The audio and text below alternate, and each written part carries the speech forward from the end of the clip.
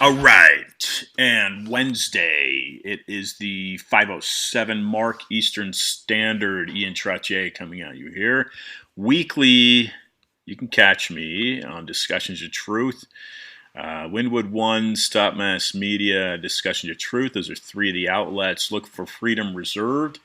Publication date, I think it's being released in some areas tomorrow. That's April 23rd. And in other jurisdictions in July. But regardless, keep tabs on Barnes & Noble and Amazon, chapters in Canada for discussions, Freedom Reserved, No More Lies. That is a 384-page book written by myself for you. Let's see. All right, so we've got a great show coming up here in a few moments. Going to bring on recently retired Dr. Robert Spalding. He is a Brigadier General of the U.S. Air Force. He will be discussing his book, Stealth War, How China Took Over While America's Elite Slept. How do you feel about China in that regard? More importantly, not really necessarily how you feel about China would be my question.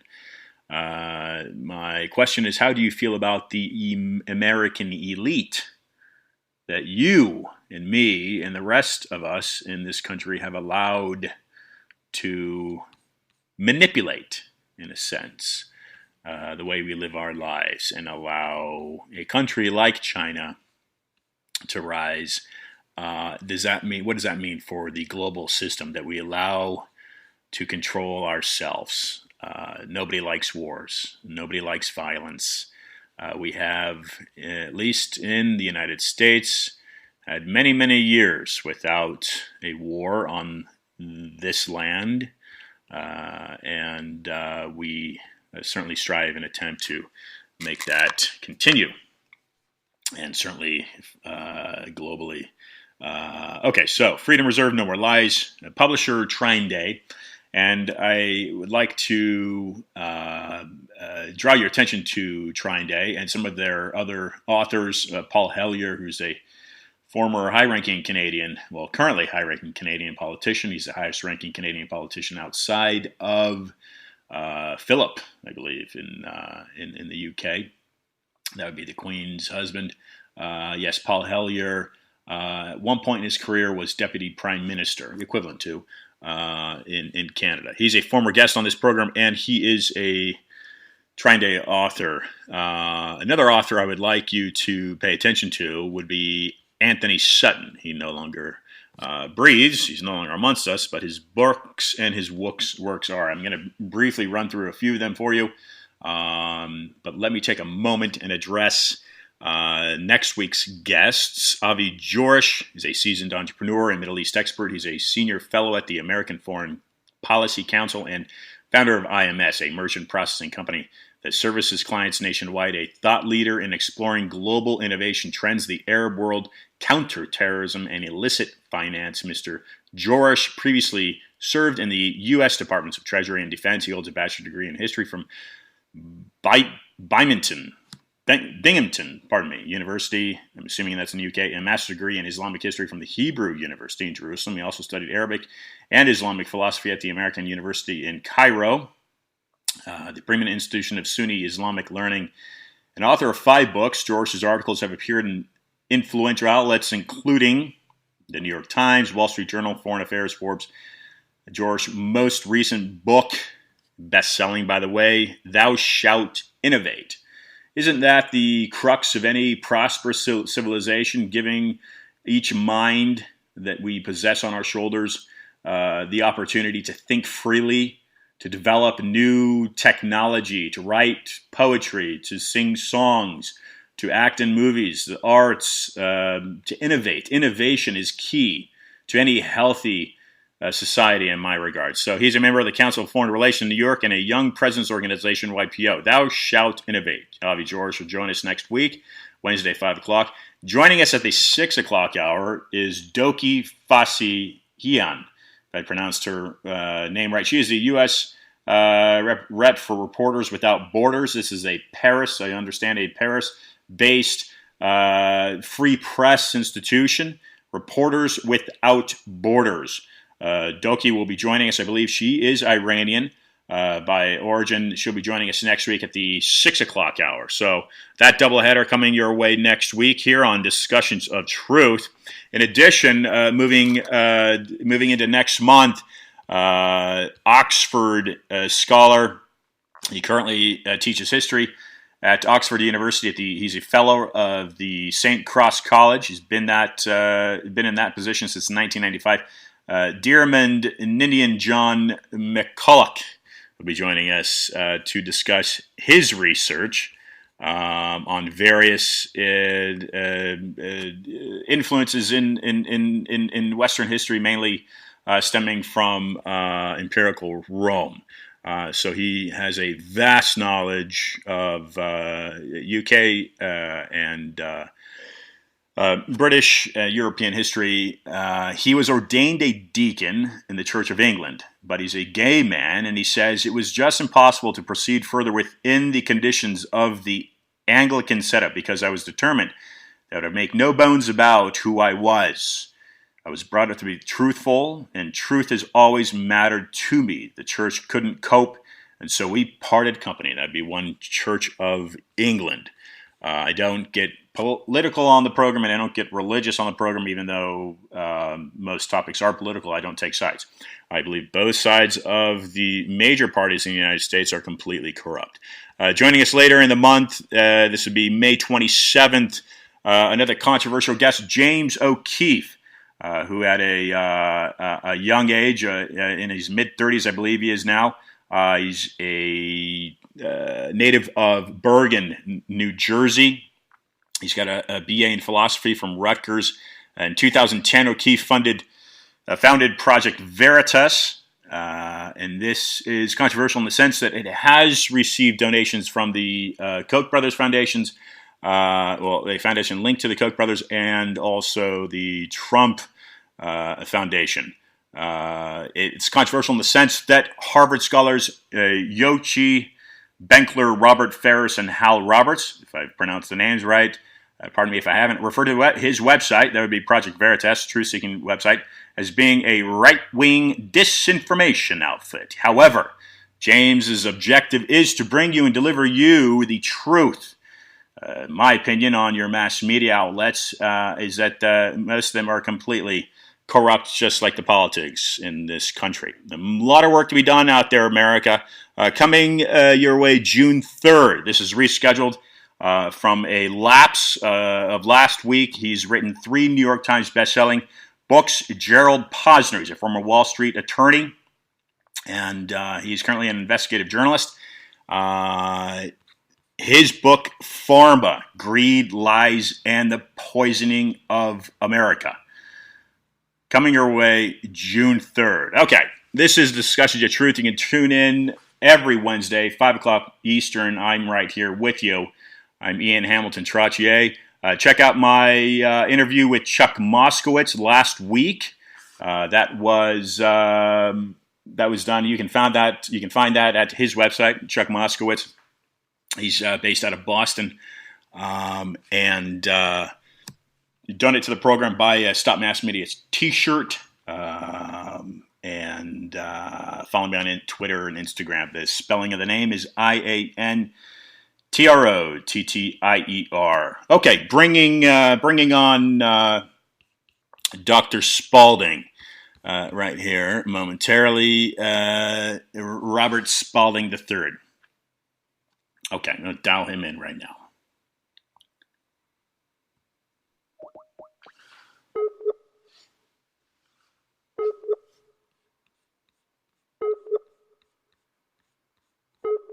By the way, you can find his background information at my website. That's iantrottier.com, IANTROTTIER.com. Attempting to connect. All right, let's try this again here. Let's shut. I've confirmed with him, so thanks for standing by. Let me try this route here. One moment. Okay, we'll try him again. See if this works. Again, bringing on. Here he is. Robert Spalding.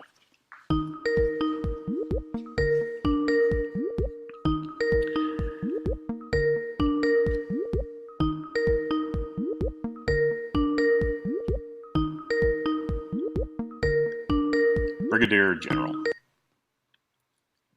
Hey, how's it going? Dr. Spalding, good afternoon to you, sir. I'm well. How are you? Great, great. Welcome to Discussions of Truth. I am Ian Hamilton Trottier. Would take a minute for listeners, please, sir, and give a quick background on your credentials. They are vast, and any listener can certainly find your background through the U.S. Air Force website. Are you fluent in Chinese? I am. Yeah, I went to the Defense Language Institute in Monterey, California, and studied Chinese, and of course lived in China off and on for almost 3 years. Ni hao. Ni hao. Okay. All right. I lived in San Francisco for some time, and I would go through Chinatown, and I would attempt to pick up little sayings that I could. It was very, very difficult language to grasp. So impressive that you speak it fluently.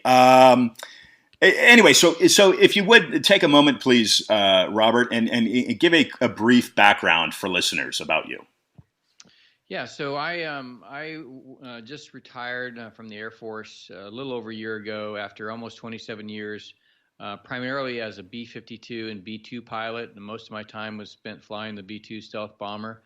As I said, I went to China in 2002 to 2004 as an Olmsted Scholar, as a major in the Air Force. And so my career really from that point became about flying B-2s in China. And so I worked at the Office of Secretary of Defense, and then rose to be the vice wing commander at the 509th Bomb Wing, which is the only wing that has B-2s in America. And then from there was really exclusively focused on China for the rest of my career. And I spent a year at the Council on Foreign Relations in New York as a senior military fellow. I then went to advise the chairman of the Joint Chiefs on China for 2 years at the Pentagon, then to be the senior defense official and defense attaché in Beijing at the U.S. Embassy, and then to be the senior director for strategy at the White House, where I was the chief architect for our current national security strategy. And so you couldn't have picked a better career trajectory for somebody to really have influence at the highest levels of government. On the academic side, I have a PhD in economics and statistics, and that really has helped inform the way I view competition in the 21st century. And so I'm outside now as a senior fellow at the Hudson Institute. I'm an author of Stealth War, How China Took Over While America's Elite Slept. I have a new book that's going to be coming out probably next year, is a rewrite of Unrestricted Warfare. And I'm focused on really the U.S.-China relationship, economic and national security, and really the military balance in the Indo-Pacific, and really looking forward to the discussion. So this is very extensive, Robert. Let me ask you: you went through, you started your career out of Fresno State. Are you a Californian? I was a Californian. I haven't been a Californian since I left. Since I left Fresno in March 17th in 1992 and drove to my first duty station in Colorado Springs, Colorado. And where were you born? I was born in San Jose, California. So let's get into foreign relations, the Council on Foreign Relations. I think a lot of people consider it, and we've had differing views and opinions on as to what it is on this program. It's more than just a Manhattan-based dinner club. When you would attend meetings, what is the Council on Foreign Relations in your opinion? It is so it was set up initially as a kind of like a think tank before we really had think tanks, and it was focused on providing advice to the administration on how to deal with Europeans. So it was really about providing advice on foreign policy with regard to Europe, and really it's grown from that to be a think tank, to be a publisher, and to be a thought leader in foreign policy. That being said, as a senior military fellow, what you're there to do is really understand a totally different group of people. I mostly spent my 20 years at that point dealing with national security type people. Now I got to interface with business and finance people and diplomats. So it was a broadening experience for me. And most of the time you're there, you're thinking, you're writing, you're engaging with people, and we have a lot of forums where different leaders come to speak. They could be diplomats, they could be military, they could be corporate leaders, they can be economists, they can be foreign dignitaries like presidents and prime ministers, and it really is a forum to kind of discuss kind of the key issues of the day and hear what senior leaders of all types and all sectors have on their mind and what they're kind of what agendas they're pursuing. So this is it's an organization by invite only, isn't that correct? You were invited to it. I was, in the case of me being a senior military fellow, that is a program that is done in cooperation with all the military services. So each of the services sends one Interesting. colonel level. So this is somebody that's very senior in that service to Manhattan for a year to essentially have this program. And then typically those have traditionally resulted in promotion to field to flag rank. And so I think somewhere over half of the people that go to that senior military fellowship ends up becoming a general or an admiral. Okay. And what is exactly a brigadier general? That's a 1-star general. Okay. And there's a total of, is it 5? There's the highest rank is 4-star, and that's called just a general. Okay. So in the Council on Foreign Relations, would this, in your opinion, would that be kind of like the organization that is basically construing foreign affairs? Would it be in conjunction with what's happening on Wall Street, the economics of the country, and then what's happening in Capitol Hill? It's kind of those two entities are being drawn into this think tank of the Council on Foreign Relations. Is that for listeners? Is that a good kind of analogy and painting to draw for what that is? Give them a better understanding of what the Council on Foreign Relations is. Yeah, I think it's just it's a forum to discuss the issues of the day. Of course, they have the magazine Foreign Affairs. That's a completely separate, entity within the Council on Foreign Relations that really is focused on publishing articles. And then it's a think tank because they have, senior fellows that are, essentially work at the Council on Foreign Relations and do research in different foreign policy related topics. And you've got representatives of America's elite attending those meetings, correct?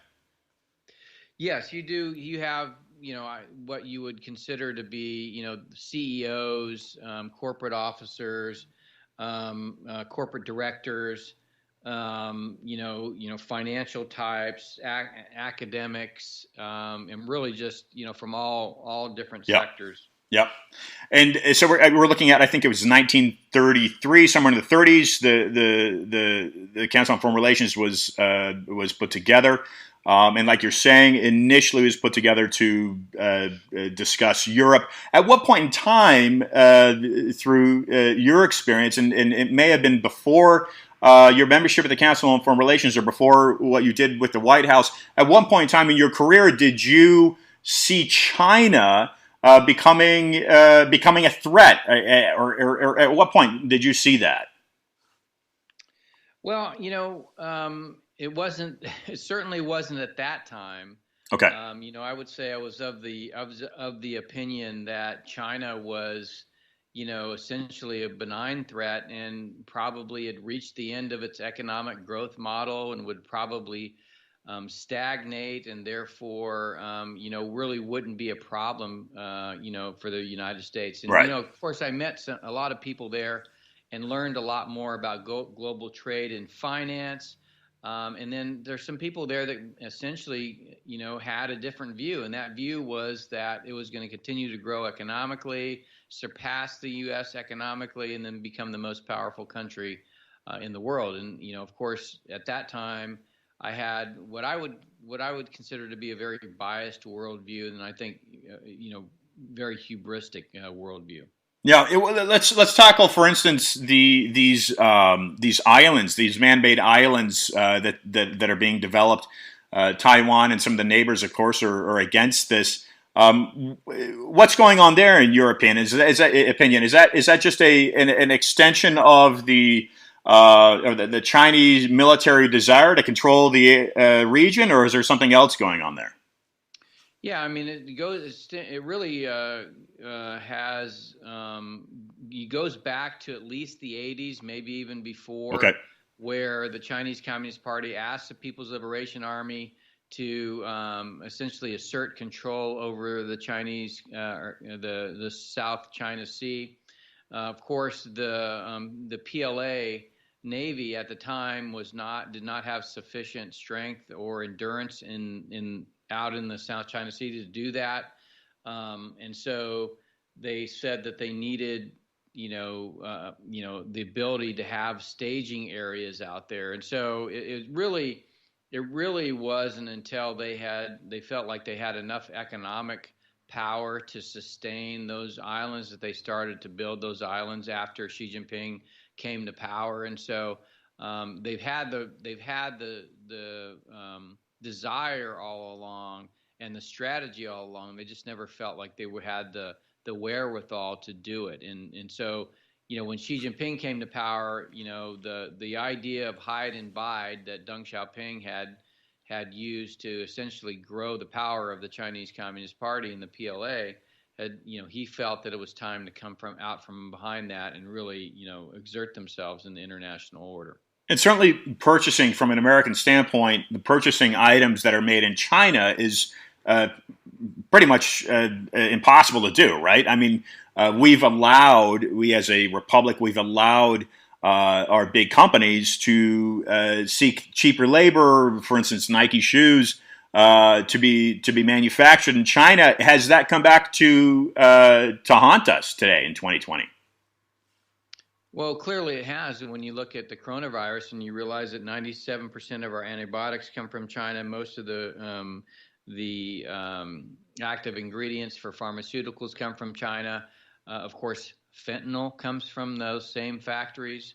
Also, N95 masks, PPE, the components in F-35s. I mean, you name it, it's coming from China.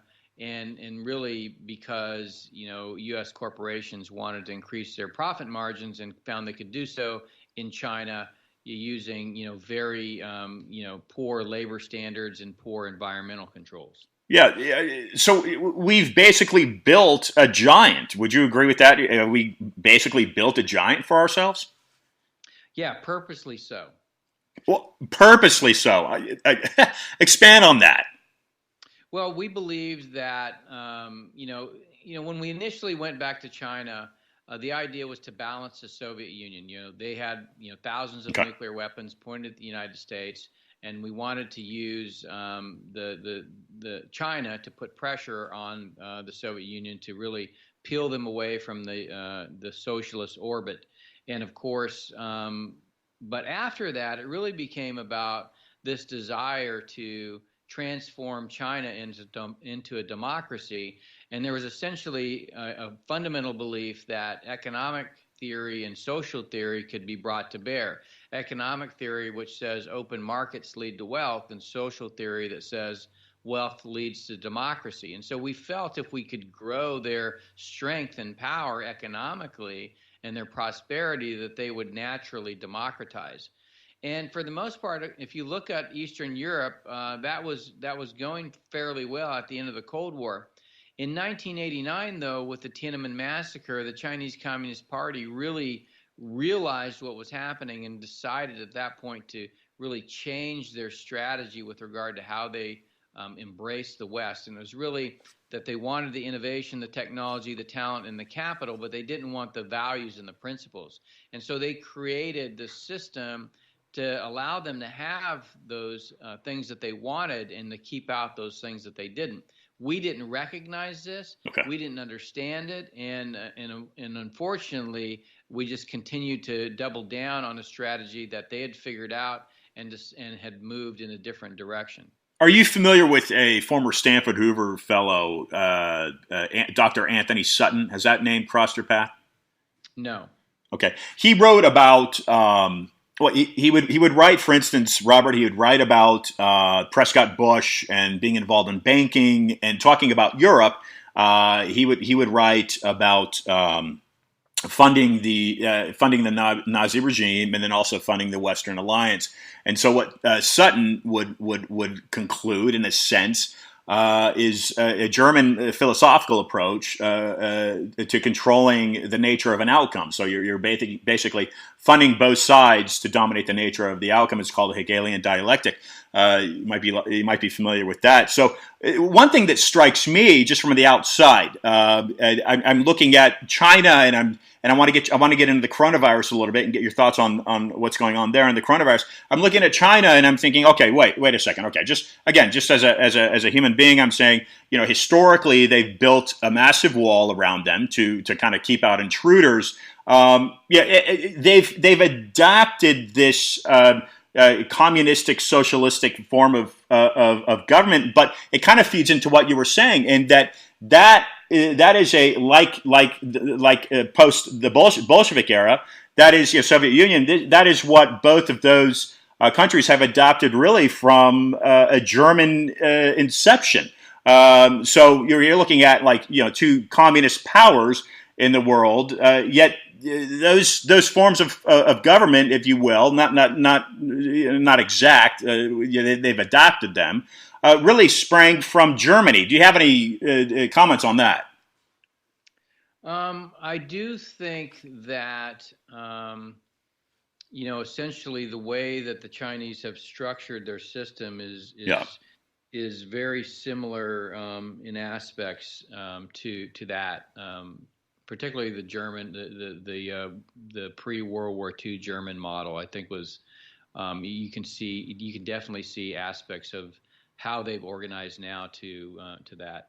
So you're looking at the American elite, and here we're allowing our large companies to go into China and really kind of, in my opinion, abuse the cheap labor. You're obviously taking away from American workers, but we've kind of sat back as Americans, and we've allowed this to happen. Where do we go from here, in your view?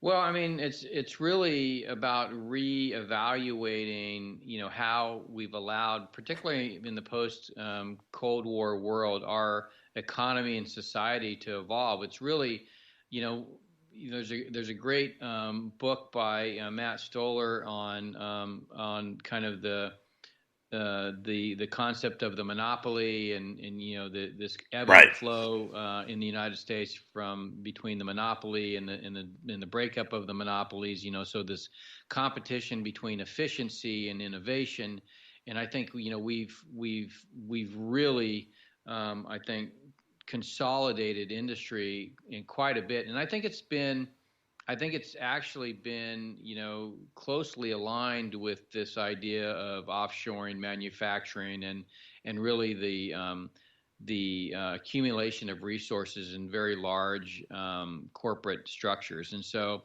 I think, to be honest, I think it's been actually quite damaging to our society, and really eliminated a whole class of work, particularly in those that were employed in the factories that were over 70,000 factories that were taken to China, and millions of people, unemployed there that never found work and really became dispossessed. I think the current administration. I try not to take sides politically, but hey, you've got a guy in the White House, regardless of his mental state or what he tweets or how loose his language is, and various opinions regarding that. He's basically just trying to make his country stronger. But it doesn't seem he's able to accomplish anything and much of anything. And going back through the administrations, it seems like regardless of domestic issues, foreign policy of the various administrations seems to be aligned. What is stealth war here in your view, Dr. Spalding? Well, it's recognizing the trends of globalization and the internet. Okay. Yeah. And the willingness of democracies to essentially give up control of their control of their borders and really their institutions to a broader system.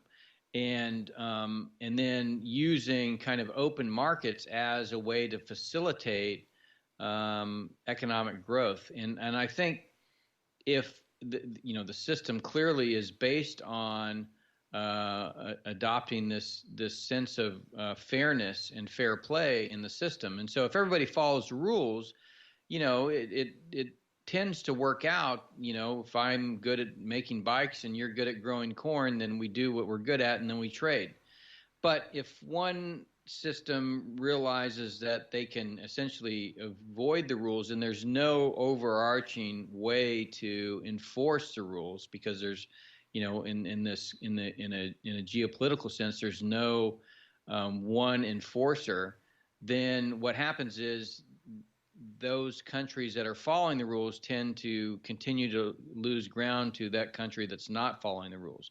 And like I said, it was done with forethought in the beginning, and then I think essentially people kept deluding themselves that this was actually providing positive outcomes for America and other democracies, and really didn't recognize that it was resulting in near stagnant growth for almost 2 decades. And so I think that really it wasn't until the coronavirus that people really had the opportunity to see what I had seen in the Pentagon back in 2014, which is we'd essentially made ourselves dependent almost entirely on a regime that essentially disavowed or repudiated all of the principles and values that we stood for. And so if you're in a system where that one nation can grab the reins of power because you've essentially abdicated that power because you believe that everybody's going to follow the rules, then you have what you have today, which is the Chinese Communist Party are pulling the strings in nearly every international institution, and we saw that with the World Health Organization. That's pretty bold. Is it possible, in your opinion, that we have been infiltrated on various levels and we don't realize it in a sense, in a stealth sense? Would that be a possibility? Yeah, and somebody coined the term today that I was talking to, cognitive framework, and I think that's a good way of putting it. I think essentially the Chinese were able to create this cognitive framework that said that they were actually adopting the rules of the road, but in their own way. And we, and many in the West, didn't recognize that it was actually a parasitic relationship. And so many were co-opted by money. Many were co-opted through this cognitive framework, and many still are. And, even after the coronavirus, they still fail to see how dangerous this relationship with a totalitarian regime can be to our democracy and our society and our prosperity. So, what is the coronavirus or the COVID-19 strain of it? What's going on there in your view? Well, I don't know the origin of it, other than to say that it's a bat-related virus that has shown to have human-to-human transmission. And it just so happens that there's a P4 lab and a P2 lab in the same town where it popped up. In labs, by the way, where researchers were doing work on gain of function for bat-related coronaviruses. And so, without getting access to those labs and researchers, I find it highly unlikely that this came from the wet market, because there's really there's no breadcrumb trail from that, but there's definitely positive, breadcrumb trails from, hey, this was a virus that was harvested from a bat somewhere in China, and then through gain of function research was made to be infectious to humans, and somehow, based on safety precautions, escaped the lab. So, if we look at some of the founding principles that we've inherited collectively, again, as a republic, from those that wrote the Constitution that we all live by. Fortunately, you look at some of those founding principles, and we look at free press, for instance. If there's a blog called Zero Hedge, I think they're a financial blog. They had done their own research, their own reporting, which is in line with constitutional rights, as far as I understand. Yet they were banned from Twitter for taking an alternative view outside of, again, what you're saying with the wet market. They're saying more of, hey, there was research going on at this Wuhan laboratory. We need to be looking more at the angle of, was this a lapsing security? Was this a leak, an accidental leak that was covered up? And even going to the extreme as saying it was leaked on purpose. I'm kind of throwing two questions out there for you, Robert. But if we could isolate it to freedom of press, how do you feel about a financial blog doing what, again, they are able to do per the Constitution, yet they're being banned from Twitter for taking an alternative view? How do you feel about that?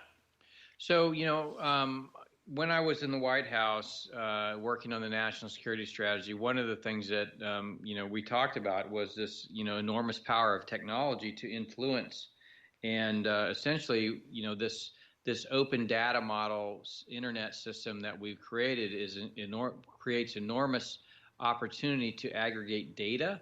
And because data drives data analytics and big data and artificial intelligence, and machine learning and the like, and that can be used to influence at the individual level through social media, that these tech companies, which become, as I said, semi-monopolies in the United States and really globally, had really created this undue ability to influence our population.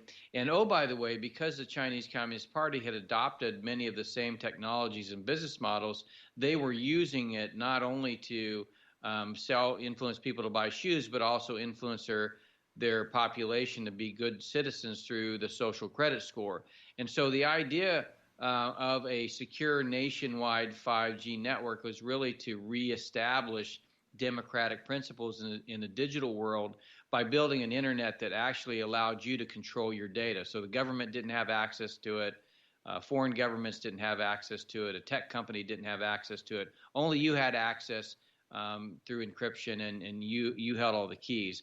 that I think, the conclusion I came to is there's no way in the current system for us to preserve democracy, particularly if you have a strong, powerful, authoritarian regime that has the ability to use these tools of the internet and aggregation of data. In fact, Kai-Fu Lee, who wrote AI Superpower and is a leading AI researcher in China, says that China is to data as Saudi Arabia is to oil. So the goal of China is really to become the most powerful data company or country in the world, and to use that for economic gain and geopolitical influence. Have they designed an attack? Of course, this is not isolated to the United States, but the United States would seem to be the main driving force economically, globally, and of course, the coronavirus has spread around the planet. I don't know what countries haven't received it, but is it a possibility in your expertise and your understanding of the Chinese way of thinking and culture? Was this designed to do what it may be doing, and that severely damaging the American middle class? It's hard to say, again, the origin without having access to the lab. I think what you can say is that the Chinese Communist Party's leadership knew that there was human-to-human transmission. They allowed the people during Chinese New Year, which was in the middle of the month in January, millions of people to come to Wuhan and then leave Wuhan after intermingling, knowing that there was human-to-human transmission. They did that with forethought. In fact, Xi Jinping said that on 7 January, he was personally in control of what was going on in Wuhan. So we know that they were in control. We know that in December, they knew that they had human-to-human transmission. So what happened, whether or not this was done in terms of, what's the origin of the virus, we can't say. But what we can say, the origin of the pandemic is 100% from direct action of the Chinese Communist Party to allow those 5 million people to leave and go to the four corners of the earth.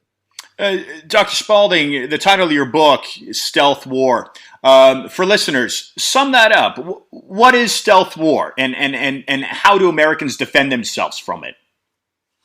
Well, it's really using the openness to really undermine democracies. And the way that you do that is, for instance, rather than capital, which is free to go around the globe now, rather than going to those investments that have the best market or investment return, a lot of them go to China. And they go to China because they're allowed to register their stocks and bond listings in the United States, despite having no requirement to be auditable like a U.S. company or other company from a developed country. And so we allowed that, that beneficial favor, if you will, to China to allow their companies to be registered and listed on our stock exchanges and bond portfolios. And then we allow our retirement funds to go to China via these mechanisms. Now, that means that capital is not available to go to investment in the United States. At the same time, we allowed U.S. corporations to invest money in China, despite the fact that China has a non-convertible currency and strict capital controls, which means that if they invest money in China and make profits on that money has to stay in China. And so we allow those companies, those corporations, to report in during their earnings calls and during their annual statements those profits. And so despite the fact that the shareholder can't actually have access to those profits because they're kept and held in China. And at the same time, we allowed China to have, really a tax-free or a tariff-free trading arrangement with the United States, besides the fact they did not have a free trade economy. They're, in fact, a centrally planned economy through the allocation of resources. And so those three things, access to Western capital markets, access to corporate investment, and access to U.S. markets without tariffs, meant that our entire economy became co-opted by Chinese Communist Party strategy and meant the essentially the loss of jobs for millions of Americans, and that is essentially the big play here. The other things that the Chinese Communist Party does is influence the media. They have a broad array of propaganda.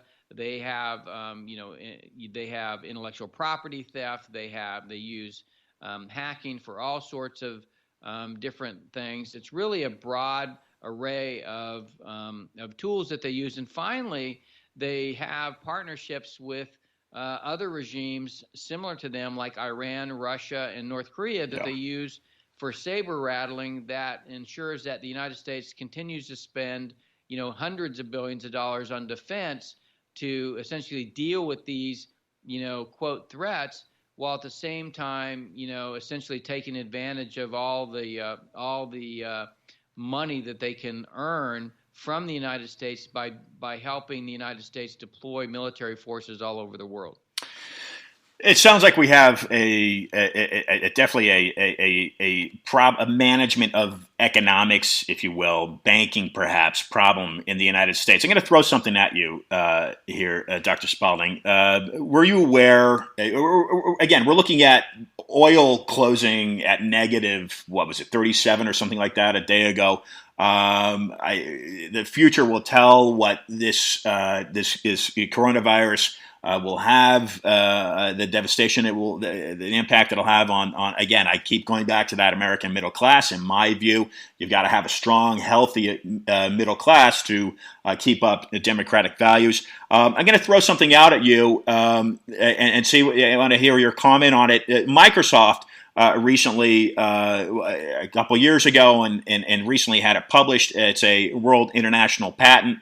W0202200600606 is the actual patent for listeners to look up. This is public information. What this patent is a patent on cryptocurrencies. And what strikes me here, Dr. Spalding, is that recently Bill Gates has come out, and his solution is certainly to vaccinate people that have contracted this coronavirus. And he's also brought up a microchipping issue scenario where these people can be tracked. Again, you have to go back to these constitutional rights. Is there any way for Americans to defend those rights? Is that a violation of rights? So it becomes a legal issue.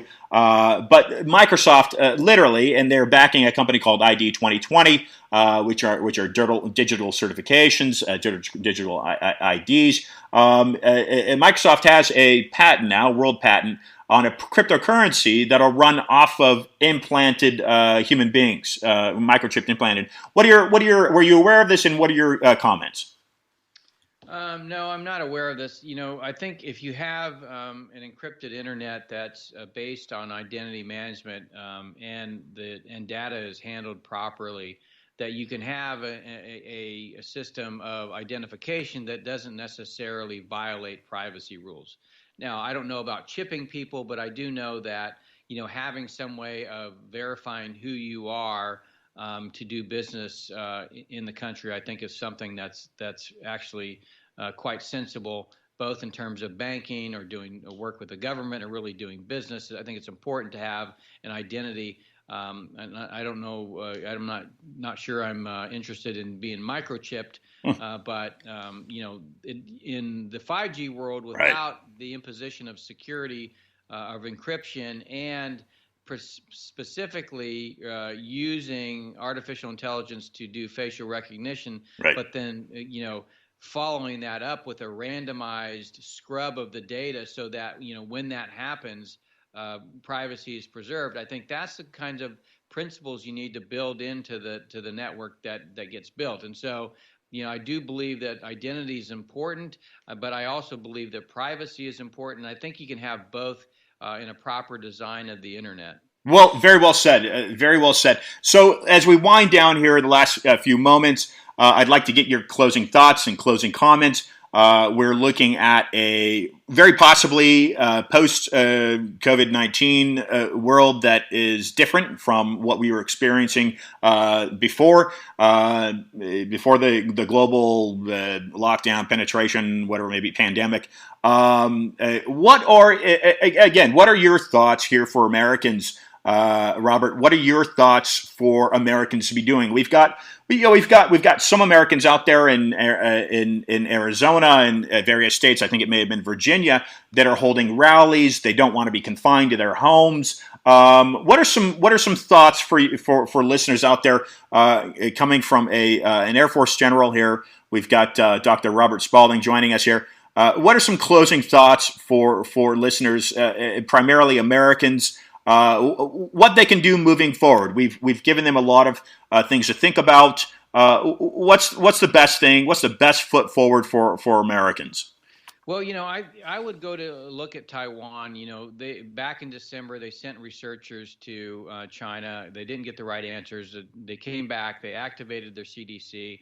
They instituted a lot of measures. They didn't do draconian things. They basically gave the citizenry the information they needed, about social distancing and wearing masks. And for the most part, Taiwan has probably had some of the best outcomes in the world. Of course, we relied on what the WHO said. Of course, Taiwan didn't trust the WHO because they understood that it had been infiltrated by China. I think, what we can learn from that is that democracies really can, deal with a pandemic much better than totalitarian regimes without, losing their democratic nature. I do not think it's great when, leaders in America, political leaders, complain because people are protesting the fact that they're being locked up. This is a democracy. Right. And I think you have the right to assemble. You have the right to free speech. These are all constitutional rights. It is true that for the most part, the idea to flatten the curve, to allow for our medical professionals to have an ability to give the best medical treatment to everybody is a good idea in the beginning stages. But that being said, I think part of this was hyped. I think the models were way out of whack. I think the amount of people that we believed would die in the beginning was too high, and therefore this led to this, I think, extended lockdown of the country that I don't think is healthy for a democracy. And so, I don't think it's good for any political leader in the United States to complain when Americans are in the street saying, stop, locking us up without, the imposition of martial law. I think this is clearly against their constitutional rights, and I think will be found out so by the courts. Very well said. Dr. Spalding, thank you for joining the program. Honored to have you, and keep up the great work. Thank you so much.